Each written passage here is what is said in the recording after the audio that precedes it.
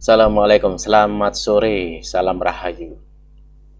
Saya saat ini sedang membaca ini di website lama ini, LP Ma'arif NU Jateng. Gus Yahya dan Ikhtiar menghidupkan pemikiran Gus Dur. Ini yang berkata Gus Yahya sendiri loh.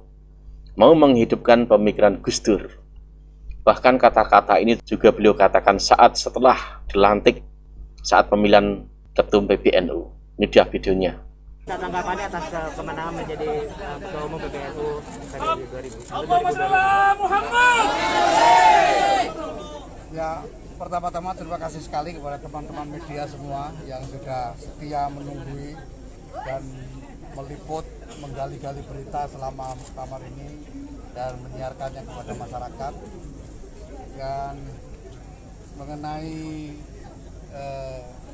hasil pemilihan ketua umum ini, saya kira ini buat saya lebih merupakan momentum yang mendebarkan, karena saya tahu bahwa sudah ini ada pekerjaan berat sekali yang harus dilakukan.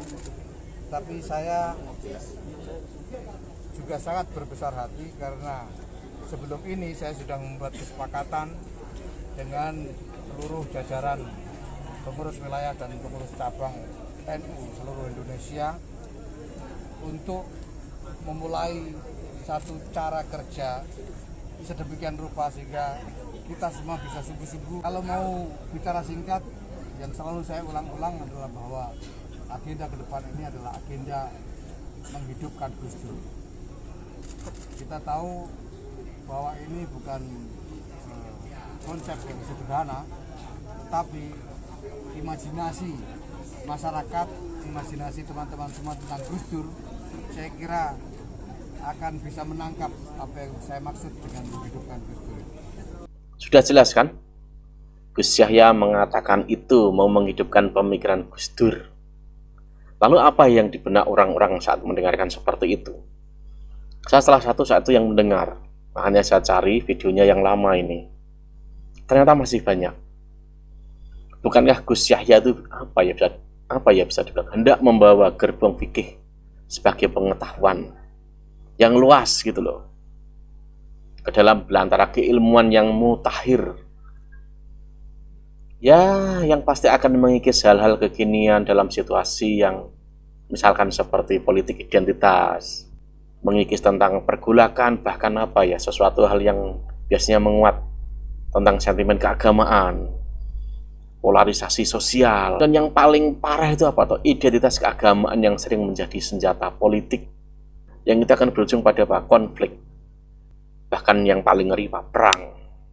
Lalu dengan pemikiran Gus Dur yang dihidupkan kembali, itu akan membawa ke jalan keluar fikih yang benar-benar sesuai peradaban itu seperti ini, kan seperti itu paling tidak. Tetapi apa faktanya? Bahkan PBNU pernah mengadakan kegiatan forum agama G20 saat itu lobbynya kesana kemari gitu loh. Itu diinisiasi oleh PBNU dan kerjasama dan Robitoh Alam Islami. Organisasi itu yang mensponsori Raja Arab Saudi. Ya bisa dibilang sebuah pertemuan para ahli agamawan lah secara global. Itu kan udah terjadi. Mungkin membuat konsensus global lah, semacam penghapusan doktrin-doktrin setiap agama yang selama ini menjadi acuan dan landasan bagi maraknya sentimen keagamaan yang mudah dimanfaatkan oleh politik, bahkan oleh orang-orang yang yang bisa dibilang dia ini seorang ulama lah apalah, yang selalu memanfaatkan doktrin-doktrin itu untuk kepentingan dirinya, kepentingan kantongnya, kepentingan politiknya, yang itu akan yang ujungnya melukai umat dengan perang, konflik dan sebagainya. Selanjutnya di puncak peringatan 1 abad NU juga dikukuhkan melalui pertemuan yang bersifat internasional antara para ulama Islam, yaitu Muktamar Fikih Peradaban. Itu bagaimana sekarang hasilnya? Padahal ini dulu kan saya menonton Gus Yahya paling tidak berkata ini sebuah roadmap peta jalan perubahan, muktamar fikih peradaban yang dipersiapkan untuk halakoh atau seminar di pesantren-pesantren di Indonesia kan banyak terjadi saat itu. Itu dari tahun 2022 sampai 2023. Ntar saya cari nih datanya nih. Nah ini dia. Diselenggarakan sebanyak 250 kali dengan 150 sampai 200 peserta setiap halakoh. Dari Sabang sampai Merauke. Ada 4 topik yang dibahas dalam halakoh tersebut: fikih siasah negara bangsa, fikih kewarganegaraan, fikih minoritas, fikih tata dunia baru. Salah satu fikih minoritas yang ramai soal sebutan non-muslim itu loh. Jika kita melihat dari visi misi motivasi Gus Yahya saat itu, hajatan global lah intinya, bagus ini gitu loh, akan berujung kepada penghapusan doktrin-doktrin yang selama ini dipakai. Bahkan ini bukan Islam saja mungkin itu, doktrin-doktrin yang non-Islam juga bisa, yang itu dipakai untuk konflik, untuk perang, untuk pemanfaatan hal-hal yang bisa dibilang aduh, ya ujungnya perang gitu loh, konflik. Demi apa? Demi kekuasaan, semacam itu. Itu yang paling banyak di dunia kan itu. Bahkan dengan cara itu bisa jadi landasan apa? Atau kesetaraan. Kesetaraan itu penting. Tidak ada kasta. Tidak ada ini loh yang diunggulkan, ini enggak gitu. Itu udah nggak benar jika seperti itu. Nah itu dia gitu. Pemikiran itu bisa jalan jika landasannya itu udah kuat. Soal apa? Soal sejarah. Lalu bagaimana dengan tesis nasab? Bukankah itu sebenarnya melengkapi itu hal-hal yang tidak tersentuh oleh fikih peradaban? Bagaimana bisa menjangkau sejauh itu jika soal nasab saja, kejelasan soal yang ada, yang menyenggol, yang menyentuh akar rumput ini tidak disentuh dulu, sejarah tidak diluruskan dulu. Ada orang yang berusaha membelok, tapi harus diluruskan dulu. Pengklaiman tokoh-tokoh negara, tokoh-tokoh kebangsaan yang diklaim sebagai Ba'alawi, apalagi banyaknya makam palsu. Ini dimunculkan oleh apa toh gitu loh? Allah yang menggerakkan ini. Makanya fikih peradaban gitu saja karena ini belum jalan. Harusnya ini dulu gitu loh. Sebelum kamu melangkah jauh ke sana. Pondasinya ini udah benar dulu. Rumahnya ini udah aman dulu. Udah jelas dulu. Harusnya kan seperti itu. Tetapi apa coba? Katanya pemikiran Gus Dur. Gus Dur itu orangnya pluralis, toleran, humanis, terbuka, dengan keilmuan dan lain sebagainya. Ini kajian ilmu tesis nasab, tapi nggak disentuh. Jadi fikih peradaban itu yang bayangan saja itu menghabiskan dana berapa? Kok cuman kritik gitu aja? Ternyata ini yang lewat tesis nasab ini muncul, menyentuh soal sejarah, soal banyak hal gitu loh. Bahkan dengan adanya orang-orang yang mengaku turunan Nabi, mereka tuh harus dihormati. Bahkan 70 kiai alim itu lebih rendah daripada satu orang Habib yang bodoh. Ini menembus batas-batas menghilangkan pekastaan itu. Iya toh? Harus digarap dulu yang ini. Baru fikih peradaban itu bisa berkibar. Apa lupa? Bahkan soal fikih minoritas saja itu siapa yang menentang? Siapa?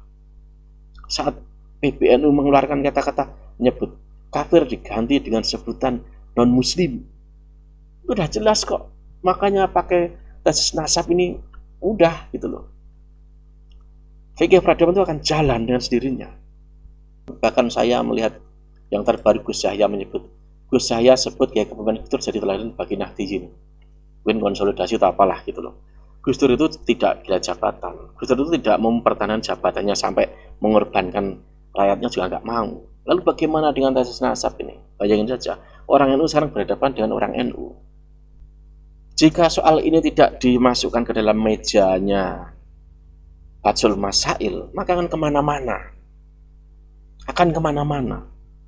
Ini beda gitu loh, dengan kepemimpinan itu beda, sangat beda. Kalau hanya meniru kepemimpinan Gus Dur, saya yakin nggak bisa. Karena Gus Dur di situ itu menggunakan ilmu, Pakai pemikiran Gus Dur itu harus terbuka, tidak tertutup. Melihat tesis nasab kan ditutup, berusaha ditutup. Itu bukan pemikiran Gus Dur. Nah sekarang saya berbicara soal kepemimpinan Gus Dur. Lalu pemikiran Gus Durnya kemana, diapain gitu loh. Sedangkan ada hal tesis nasab ini sangat penting. Bahkan ini menyentuh, jelas faktanya menyentuh ulama, bahkan akar rumput NU. Tapi pemikiran Gus Durnya kemana menghadapi soal ini saja? Pikir sendirilah gitu loh. Kita ini orang Nahdliyin, ya nagih janjilah. Gus Yahya pernah berkata semacam itu kok. Mau menghidupkan pemikiran Gus Dur, tapi faktanya apa? Sekarang berkata kepemimpinan Gus Dur. Lalu besok apa lagi? Gitu loh. Katanya Gus Yahya kan mau dikritik. Bahkan katanya, kalau ada yang mencaci maki saya biarkan. Nggak ada orang tesis nasab itu mencaci sampean, itu nggak ada. Kalau mengkritik ada. Kalau mungkin mereka-mereka itu yang punya peluang untuk mengkritik sampean akan dicaci.